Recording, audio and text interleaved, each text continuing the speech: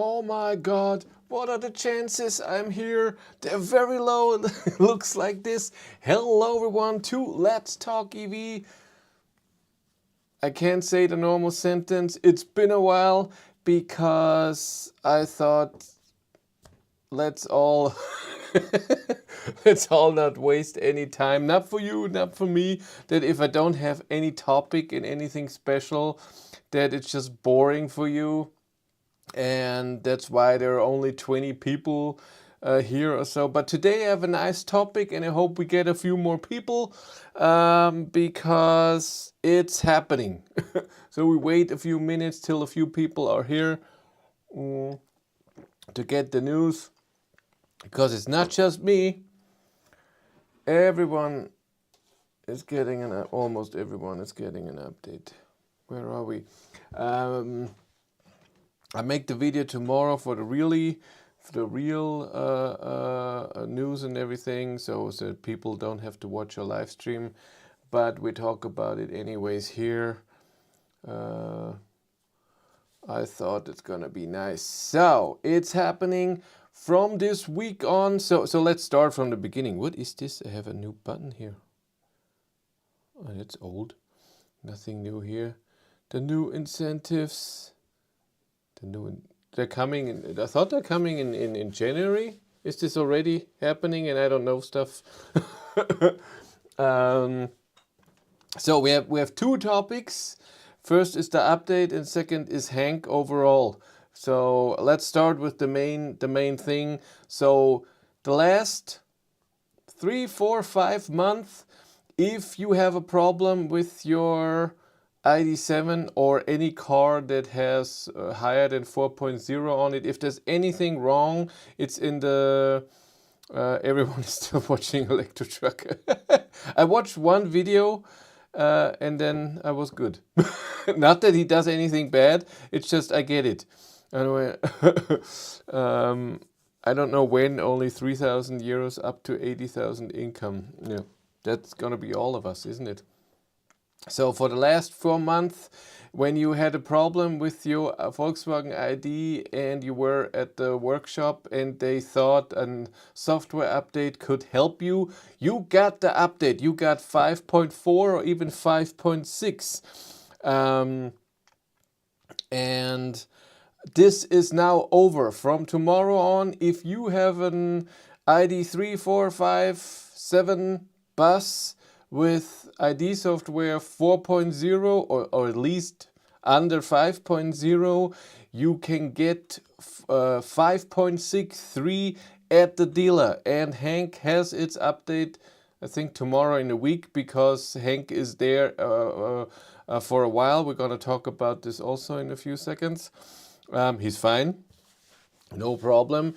And if you have 5.0 and above, then it's you're getting 5.6 as an over-the-air update. I don't have too much details about the over-the-air update. I'm a bit too bright here.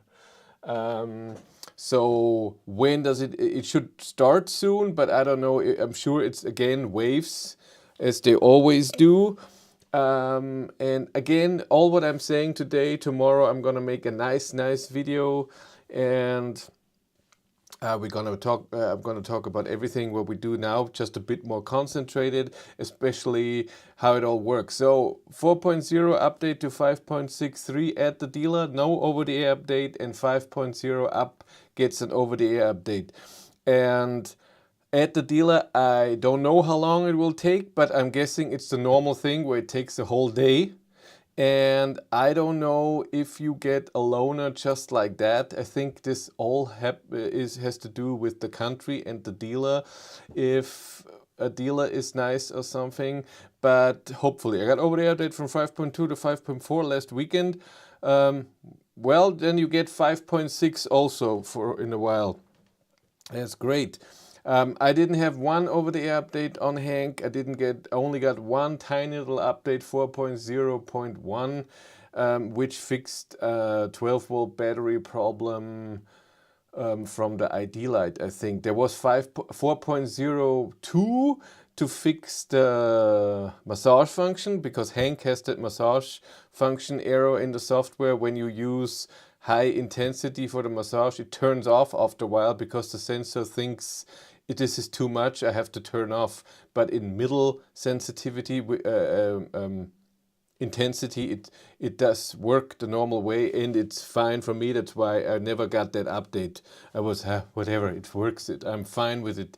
But it got Hank will get 5.63 next Monday, and the over-the-air update, again, I think it's going to be in waves. First a few, then a bit more, and then all 5.0 and 5.4 cars. I don't know if they go on with whoever has 5.4 first and then someone who has 5.4 at the end. I can see that happening. And I don't know how it works. Hank will not get that. So I would have loved to see the over-the-air update with new hardware. All I know is that you still can't see if the update is downloading. You only see when it's done downloading, then you get your message. There's an over-the-air update for you. You have to, when you stop the car, say update now, get out of the car, lock, turn the lights off and everything. And then it takes a while. But I know that the update process should get better. Also that you see in the app stuff that it's updating and when it's done and stuff like this. I don't know if this already happens with 5.6. We'll see. That would be nice though. That sounds great. And what does 5.63 even have when you come from 5.4? No difference. The only changes from 5.4 to 5.6 are all in so under the hood stuff, communicating to the server and bug fixes and stuff like this. If you come from 5.0 to 5.4, there are a few updates to the head-up display, how it shows some things. There's the new animation. If you if you are going in to configure your head-up display, already showed that with 5.4 on the ID.5 that I had a few weeks ago, if you've seen that video. So you see an animation in the head-up display, what it can show. When you are too close to a car distance, you get a exclamation mark, that's new. There was something else that was new. The parking sensors, you see them in a head-up display with 5.4. The seasonal design, so at Halloween was a different design, and Christmas will be a different design, and Easter and so on. This was expanded, and you can turn it off. I think it was in setup and display. I think there you can turn it off if you don't want that. And it's also in a head-up display. I think this is new. And this is 5.0 to 5.4. From 4.0 to 5.0, there was a lot of changes. I also showed you that already with an Id.7 GTX last year, because that's already old news. It was the locking in the app. That in the app right now with 4.0, all I see is that the car, this is Hank, is locked. But then with 5.0, there's also a button here where I can lock and unlock. It still takes the same time as preheating, for example, a long time. It does it pretty fast, but till you get the message on your app that it really did it, it takes a bit. So this is new. Then the head-up display design is totally different. The animation in the beginning when you get into the car, the lanes for travel assist is new. By the way, for 5.0, also the thing is the battery care is new. It's smarter. So sometimes on specific situations when you have 100% on, it only goes down to 90% when it's warm, for example, and stuff like this. And Travel Assist has had an update where little fixes and how it reacts and stuff like this was also in there. But back to 4.0 to 5.0, head-up display design for Travel Assist. The lines are a bit different. The interaction with the main screen is a bit different. There's one thing in there that I'm not the biggest fan of. If you are using Android Auto and you have in your main screen the music playing, and you click on that, how you call that? The whole thing where that music is playing, so not on play, next song or so. So you click on the whole thing. Now in 4.0, I get to Android Auto right away. When you are on 5.0 and above, you go to the media player of Apple infotainment system. Now, and I mean you have all those different things: charging, map, music, phone, and when you click on the whole thing, not just play and pause, you now get to the media player of the ID software, and then you have tile, thank you, and then you have to do press again to get into Android Auto. That's annoying. I like it now way better. When I press it, I get to Android Auto because it is Android Auto. With Spotify it works. When you're listening to Spotify and click it, you get to Spotify. So I prefer that. But other things have been fixed with 5.0. I complained with 4.0 that if, for example, if I go to page 2 in my ID.7, and you can always, when you have a tile there, sometimes you can scroll up and see different information on that tile. For example, in the driving data, you can see your normal driving data, and if you go up, you see the date, your range, your state of charge, the date. No, I already said that. There was something else in there. A lot of information, and if you go back the page and go back to your second page, then it's again in the first thing, and you have to scroll up again. In 5.0 this is fixed. It stays at the same that it was before, which is pretty good. I think when you get into the car again, then it changes to the first one. But I had that with the elevation, because if you put in a small tile in the ID.7, if you put your map in there, you get when you scroll up, you get your geo data, so longitude, what is it? Whatever. You know what I mean? And you see the elevation.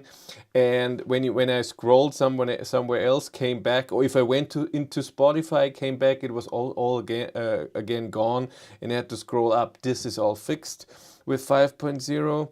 The Park Assist Plus works with 5.0, where with the app, you need an extra app, which is, where is it, Park Assist? It's this one. It's not even connected. Delete vehicle, Bluetooth permission.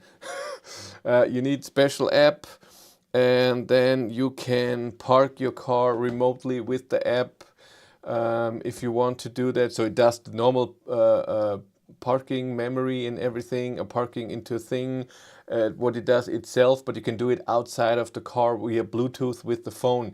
And you can't do that with 4.0. That all came with 5.0.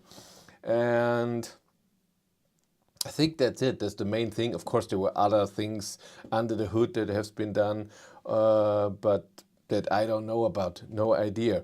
But that's the update. So this is coming finally. Which version has the speed warning off in the quick menu? I think that's with 5.4. 5.0 didn't have that. That's true. In 5.4 now, when you go into the vehicle menu, the quick one, you have you can have most of your assist systems in there and turn them off. So speed limit warning, lane assist, attention warning, and what's the other one?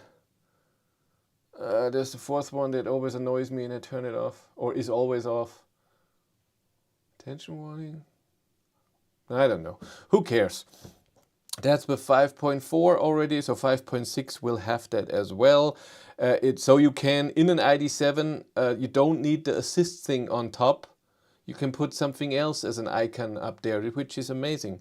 So you can, because it's still the same one press that you can see it, and then you can turn it off.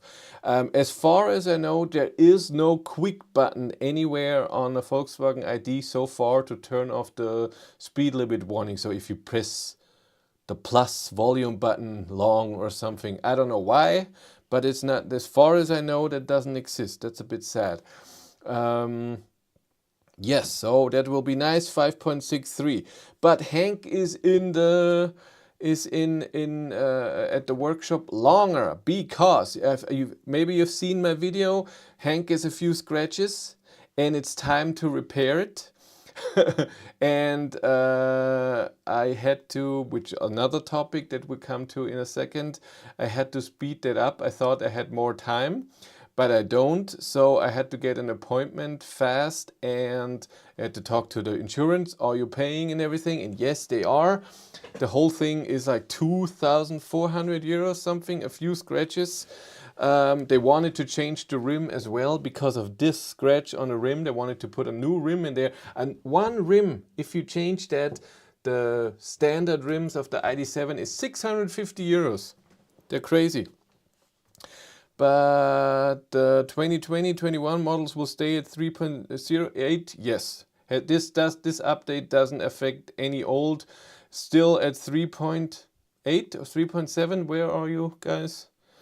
That nothing has changed. I think there hasn't been any update on if preheating is coming for the battery, because I think they're scared if they put the preheating in, other things because of the hardware can take it, will be problematic, and that's why I doubt you will ever get the special preheating. I really do. I'm sorry. Yes, so those things have to be repaired. So this Thursday, I think, or Wednesday, I can't remember. No, Wednesday we bring the car. Thursday morning they start to fix Hank the scratches. Friday as well, they need 2 days. Then it's gonna stay at the workshop, and on next Monday it will get the service, because Hank is 2 years old, and after 2 years with Volkswagen ID you need your service. The car itself even tells me every day how many days to the inspection. I think it says 12 days now. So this has to be done. And then the update. And then on Tuesday evening I get fixed up, serviced and updated Hank back. And then we get to the next topic, which is Hank itself. So I had Hank for 2 years. I did leasing for 2 years. And back in the day when I had Walter, my ID.3, I also leased him for 3 years. And when the 3 years were almost over, I asked at the dealership, what if I would want to keep Walter a bit longer? Is this a problem? Just in time for Hank to be returned. And they said, of course, you can prolong that as long as you want. We'll make more money if you pay you pay your normal amount that you always pay, and if you would have done your leasing longer, you will pay less monthly. So for us, this is amazing. And okay, so I had him more than 3 months longer, and it was no problem.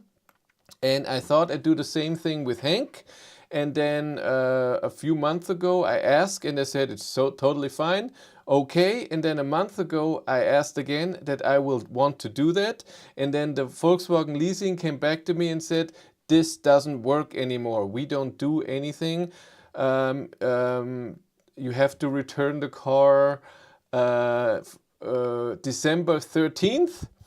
Maximum is 3 months longer, but not more. And with Walter, it was you do as long as you want, it's fine. So in the next 3 months, I have to find a car. I got a, how you say that, Angebot. I got an offer, is this like this, for an ID.3 Fire and Ice, but it was way too expensive, and they only want, thank you, they only want it only possible 24 months, not 12 months.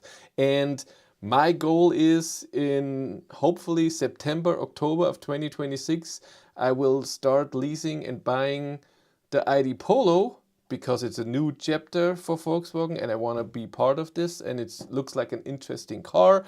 I want to see the new software and everything. And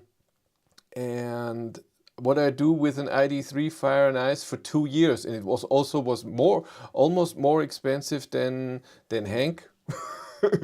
And I was no. And so no. And so right now I'm in between right now what I'm doing. I looked at there's no Volkswagen Abo anymore. They had that at some point. For a few months you can have an ID.3. Doesn't exist anymore. I looked at other things. I looked at short leasing. I looked at used leasing. I even looked at Tesla, a used Model 3 with long range rear, was it dual motor? I can't even remember. Is fancy GTX, right? Yes, that is. It's the mega fancy look and everything. Color and special rims and all of this. And what was the Model 3? Was it €1,000 a month or so for 1 year? In a year, I think I couldn't do. There was also something like, nah. So no, but I looked at a Tesla Model 3. Look at me. I looked at other cars, and then I looked at Next Move for an Abo, but God, that's expensive. And not anything against Next Move, but other Abos were also expensive. You pay way more than you do for leasing, which is understandable. Because you only have it for a few months, but then there's a fee if you have it less than a year. Then there's a fee if you get the car because they clean it for you, and then when you give it back, there's a fee, and it's not €50; it's like €300 cleaning or so, and making the car nice again before and after. Oh my God! I looked at it and it was like for 6 months. That's extremely expensive. And it wasn't a special car. So I looked at the cheapest. It was like a Renault Twingo or something with 80 horsepower and 20 kilowatt hour battery. They were like, whoa, okay. So we'll see. I don't know exactly what I'm doing right now. I have another offer right now that I still have to talk about. It's not sure yet. And it's possible that it doesn't work, but if anything is settled, then my Patreons and YouTube members will know first. Where are we? That's the wrong one. This is the one. No. Wrong button. This one. Channel members and Patreon supporters will first know that. Then, behind the battery, we'll find out. And then I will do a video if I know at some point. In the UK, my Id.7 update came through last night. I haven't established what has changed. Cold weather range has taken a hit. Well, that's normal. Cold weather always takes a hit. Used Leaf or Zoe. I'm not buying a car because it's many €1,000s, and then I have this car here, and then I have to resell it and stuff. I'm not doing that. I don't want a car to be unless it's extremely cheap. But then again, if it breaks down, then I have, no, I'm not doing that. Doing an e-Golf challenge. Yeah, if it would be an e-Golf, but then also, let's say I get a car that doesn't, like an e-Golf or Zoe or an old Leaf or the Renault Twingo, like I said. What if Cindy and I have to go somewhere and I don't have a press car, and then it's, oh my God. I mean, it's horrible. Don't some of the rental companies do short leases? Not in Germany. I looked around. I found a few things, but very expensive. So it's really, so far, I'm still looking. Again, I have one offer that I'm still looking into. It's very possible. It will be very surprising. It's like, what if really? See my link above. You cannot post links here. That doesn't work. Links cannot be posted in the. You have to write it differently. You have to put the @ or the dot. You have to write it all differently, and so it's a bit. Breakdown is good content, but I don't want to break down. That's not my content. Dear Auto Abo.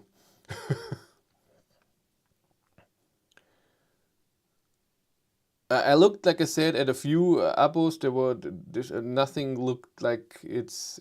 And the problem is, I don't know exactly how long. So if I say 6 months and then they delay the ID Polo, I need it, I don't know, 2-3 months longer.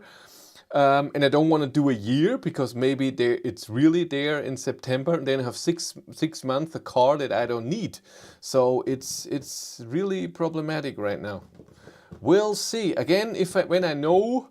And maybe I know next week already. It's like I said, the offer is great.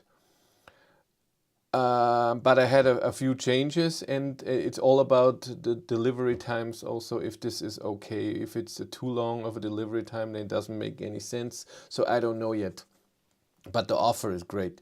And yeah, so these are the news. Finally, something I had to say, something that's interesting. Update, Hank's service, and going back either very soon, or there's one solution, the Microlino, exactly, very soon or in 3 months. Then I need a new car. And yes, Prost. This is water, by the way. Nobody thinks that this is either coffee or vodka. Well, I was drunk yesterday. Can you believe it? With the tiniest little amount of alcohol. I'd never drink. I think the last time that I drank alcohol was maybe somewhere in the summer, but only once or twice the whole year. And I had like this much with a lot of Sprite, and I was, woo! I don't need a lot. What about a used car? Again, I don't want to buy a car. I don't think so. Could also be good for content degradation tests and stuff. That's true, but for how long? Let's say I buy an old ID.3 that's one of the first ID.3s. Then I make the video that this is old and everything. I make the degradation test, and that's it. 2 videos out of a car. It would be nice if it would be something that I can make a bit more, and or it's just for us to use. Like I said, if I would know I have press cars and good press cars for the whole year, and I don't so far, I have press cars till the middle of January. I have a few cars pending where I'm waiting. And I have a few cars that are coming then in the first half of 2026. I don't know when I get them, but I know they're coming, and I can test it. But still. Yeah, Volvo EX30 Gran Turismo cross country is still in the garage. It's almost empty. Would any of the press departments do a longer term loan? No, they don't. Because then the press car is there to give it to many people to test it out. That's what it's for. Why would he give it to one for a long time? If I'm, the biggest car magazine, something like this, yes, you get it for 6 months to do a long-term thing, or the ADAC, the German Auto Club, gets cars like this, but I don't get a car like this because they need it for other people. They want to make advertising with it. A very old one, maybe so something that nobody cares anymore. Carwow guy has that. I'm sure he gets all the cars for long and more at once. Very sure. Fog warning, it says here. Yeah, so this is the thing I'm in. It was a bit stressful the last few weeks because I can't have Hank. I wanted Hank till the ID Polo comes, but no, for whatever reason, Volkswagen Leasing says, no, we don't want to make more money with you. Give it back now. That's a bit sad. I was expecting that there would be, of course, you make more money if you keep it longer. Gimme. But no, there's something in there that makes problems. I don't know what it is that they don't do that anymore. And the problem is the car dealer didn't know until he really told them, hey, I want to prolong the thing. And they said, no, you can't. That's the problem. No. And today with the Volvo EX30, I did the long distance trip. I had to charge 4 times for 593 kilometers. Because, as in my range tests, is the Id.7 second-hand market that good? It's fairly new car, 2 years old. They're probably ready to release it from their lease fleet ASAP. No idea. And 4 times charging, the consumption was the same as in the range test, pretty high, around 300 watt-hours per kilometer. It wasn't a weird test, and today was warm, So when I did the range test with the Volvo, it was -7 or so in the morning. Today was never under 0 degrees. When I came home, it was even 3-4 degrees. Not sunny, it was a bit foggy, but still. And consumption was high. And oh my God, the Google Maps estimation for your state of charge is wrong.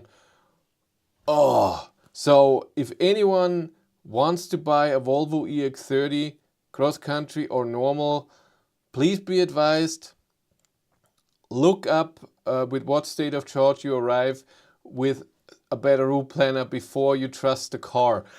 Because I did, of course, that because, hello, a better route planner is a sponsor of this channel, and I use it all the time because it's just great and it's amazing to do advertising for something that you like yourself. It's the easiest ever.